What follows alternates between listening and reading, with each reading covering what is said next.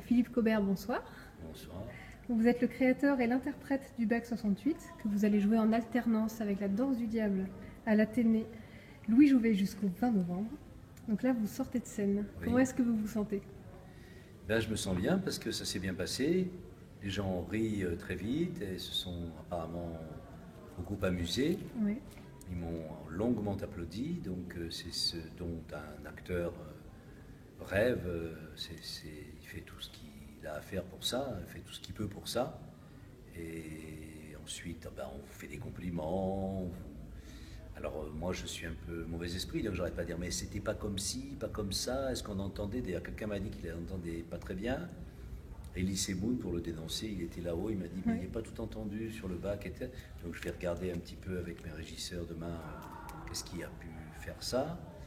Mais sinon, non, je suis très content, très heureux parce que on est très pessimiste quand on commence un spectacle. On se dit, moi je me dis, oh, ils vont voir un vieux qui joue ce truc de 68, ils vont se dire, ils pourraient arrêter maintenant ces histoires de jeunes, ils vont voir que j'ai des douleurs sciatiques qui me paralysent le pied droit, ils vont dire que c'est toujours la même chose. Et comme ils ne me disent rien de tout ça, et qu'ils ont l'air sincères, je suis rassuré et je vais pouvoir bien dormir. Tant mieux. Alors vous connaissez très bien l'Athénée Théâtre du Jouvet pour y avoir joué des centaines de fois. Je n'ai pas compté, je ne sais pas si vous l'avez fait. Et est-ce que vous trouvez qu'il a changé depuis les travaux qu'il a subis toute la saison dernière? Ben, c'est-à-dire, c'est un lifting réussi. Hein. Ouais. Nous savons bien qu'il y a des liftings ratés, mais là, franchement, il a retrouvé son visage, le visage de sa jeunesse. Il est rutilant, il brille de mille feux. Non, c'est une. Tout à l'heure, je me baladais là-haut, j'allais voir, on travaillait sur le son, donc je montais tout en haut du théâtre où est la régie son. Puis je regardais ce plateau vide, noir, le sentiment d'avoir une chance mais extraordinaire de pouvoir jouer ici. Et quand je rentre sur le plateau vide, c'est un privilège unique.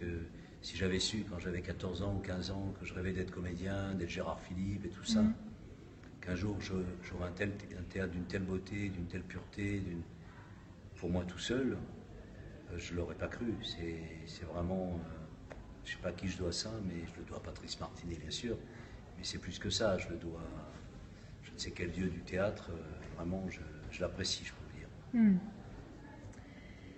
Et j'ai une dernière question qui est plus anecdotique, mais sur France Inter, il y a le chroniqueur Tom Villa qui vous a comparé à Gérard Depardieu, mais en moins bourré. Qu'est-ce que ça vous inspire, cette comparaison? C'est une comparaison valorisante, parce que Gérard Depardieu, c'est quand même pas n'importe qui, hein, n'importe quel comédien, c'est le plus grand. En moins bourré, oui, c'est pas difficile, c'est sûr, j'ai pas les capacités sur ce plan-là, en tout cas, j'ai peut-être pas non plus celle qu'il a sur le plan du cinéma d'ailleurs, mais j'aimerais beaucoup jouer avec lui. Voilà, je rêverais de jouer avec Gérard Depardieu dans un film. Ben, je vous le souhaite. Merci. Bien, merci beaucoup Philippe Cobert. Donc, je rappelle que vous jouez le Bac 68 et la Danse du Diable en alternance au Théâtre de l'Athénée Louis Jouvet, en même temps que Clémence Massard qui joue l'Asticot du Diable en salle Christian Bérard, donc tout en haut de l'Athénée, jusqu'au 20 novembre. Merci beaucoup. Merci Clémence. Je vais vous laisser vous changer et je vous souhaite une bonne soirée. Merci.